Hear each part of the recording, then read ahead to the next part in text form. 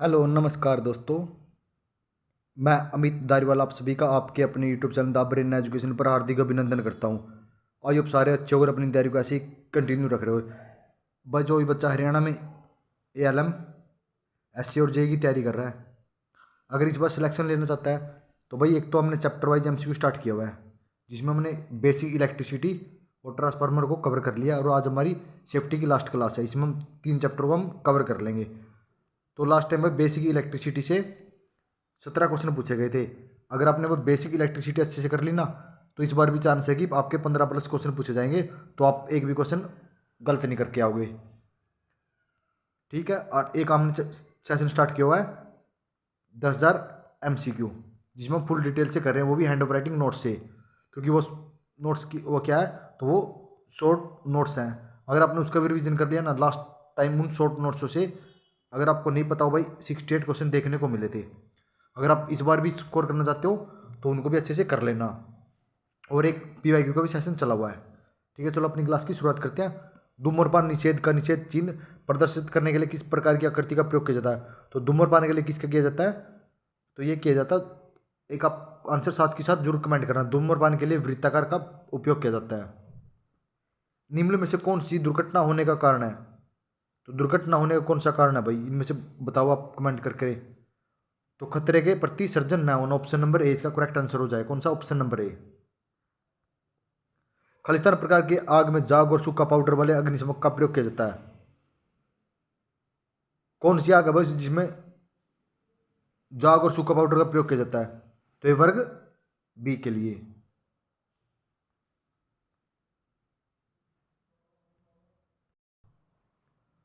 Arc binding के मामलों में आंखों की सुरक्षा के लिए खालिस्तान इस्तेमाल करना चाहिए। तो आर्क बाइंडिंग करते समय आंखों की सुरक्षा के लिए किसका प्रयोग करना चाहिए? तो भाई करो अपना आंसर कमेंट। तो ये करना चाहिए काला चश्मा आवरण का, ऑप्शन नंबर ए। मानव पर बिजली के झटके का प्रभाव निम्न में से किस पर निर्भर करता है?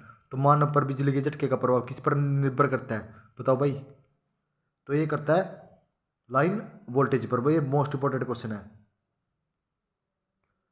विद्युत उपकरण में स्पार्किंग का कारण हो सकता है। तो विद्युत उपकरण में स्पार्किंग का कौन सा कारण होता है? तो ये होता है ढीला कनेक्शन।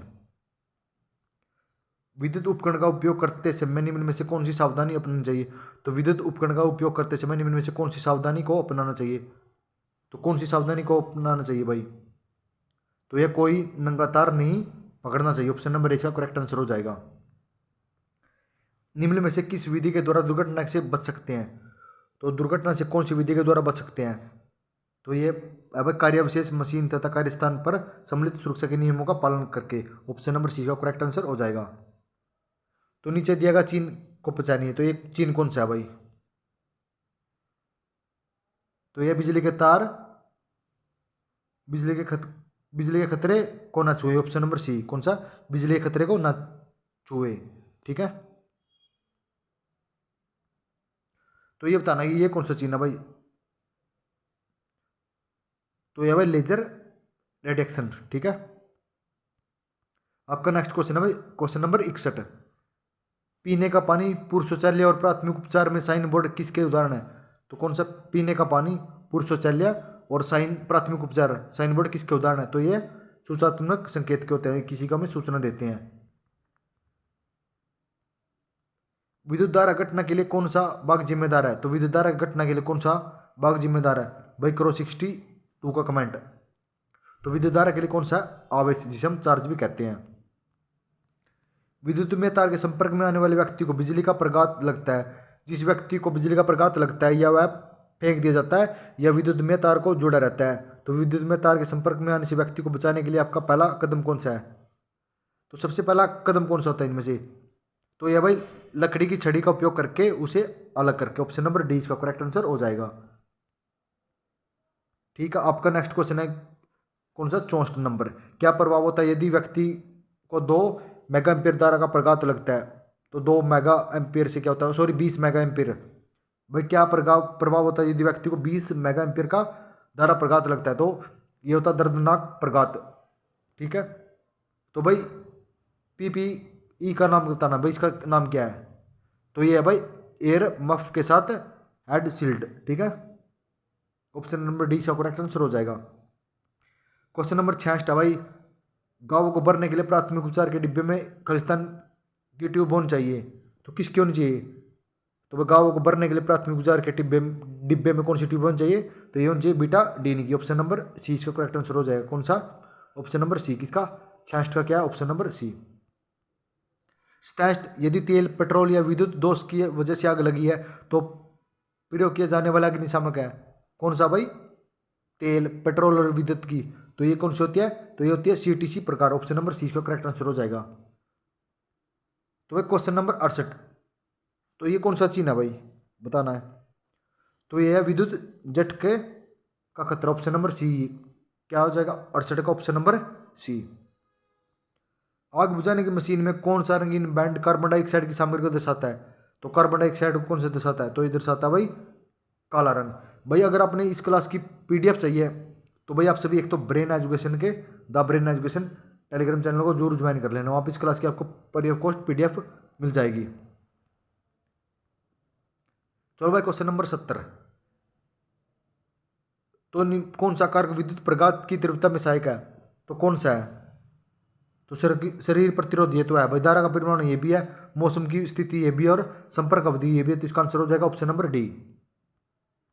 क्वेश्चन नंबर 71, 71 का गए हैलोन अग्निशामक में इनमें से कौन सी सामग्री भरी जाती है? तो हैलोन में कौन सी भरी जाती है? तो इसमें भरी जाती है ब्रोमो, क्लोरो, डाई फ्लोटो मैथेन भरी जाती है। क्वेश्चन नंबर 72, वर्कशॉप में भारी सामान उठाते समय अधिकतम भार मशीन के किस सिर के किस अंग पर होना चाहिए?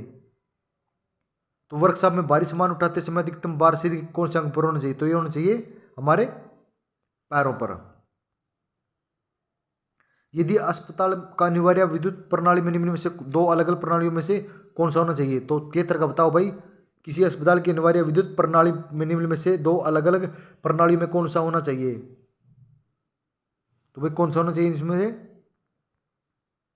तो इसमें होना चाहिए आपातकालीन प्रणाली का एक और एक उपकरण प्रणाली। कौन सी? एक तो आपातकालीन इमरजेंसी होनी चाहिए और एक उपकरण होनी चाहिए। ठीक है, तो इसका आंसर ऑप्शन नंबर डी हो जाएगा। तो आपका आंसर है क्वेश्चन है भाई 74, प्राथमिक चिकित्सा के लिए एबीसी क्या दर्शाता है? तो एबीसी एयरवे, ब्रीदिंग और सर्कुलेशन। ऑप्शन नंबर डी दर्शाता है। कौन सा? पहले सबसे पहले एयरवे, ब्रीदिंग और सर्कुलेशन। पानी का एक्सटिंग्विशर के बारे में कौन सा बयान गलत है? तो ये क्वेश्चन भाई एलएम 2020 में पूछा गया था। तो बताओ भाई कौन सा गलत है इनमें से पानी के लिए? तो यह अग्नि त्रिकोण का ऑक्सीजन तत्व से लेकर आग को बुझाना। ठीक है, ऑप्शन नंबर डी से करेक्ट आंसर हो जाएगा। बिजली के झटके के दौरान जो निम्न में से बिजली के झटके से बचाता है? तो बिजली के काम के दौरान जो बिजली के झटके से बचाता है, तो कौन सा बचाता है इनमें से? तो सूखी लकड़ी। Option number B. 77 आ जाओ भाई, लास्ट क्वेश्चन आज आपका। कौन सा? आज आपका ये लास्ट क्वेश्चन है। तो निम्न में से सुरक्षा का कौन सा प्रकार व्यावसायिक सुरक्षा नहीं है? तो कौन सा नहीं है भाई इसमें से व्यावसायिक? तो ये नहीं है सड़क सुरक्षा। Option number D. भाई आई होप आपको इस सेशन अच्छा लगा होगा। तो हमने 3 चैप्टरों को कवर कर लिया। कौन कौन से? एक तो बेसिक इलेक्ट्रिसिटी, एक ट्रांसफार्मर और एक आज हमारा सेफ्टी को हमने कवर कर लिया। अगर आप भाई अपना अच्छा स्कोर करना चाहते हो तो भाई ये एमसीक्यू जरूर लगा के देखना, इससे आपको बहुत ज़्यादा फायदा मिलेगा।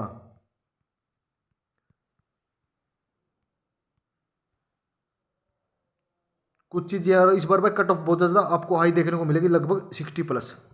अगर आप अच्छे से तैयारी करोगे तो आप सिलेक्शन ले जाओगे, नहीं तो आप सिलेक्शन की दौड़ से बाहर हो जाओगे। चलो मिलते हैं नेक्स्ट वीडियो पे जल्दी ही। जय हिंद, जय भारत।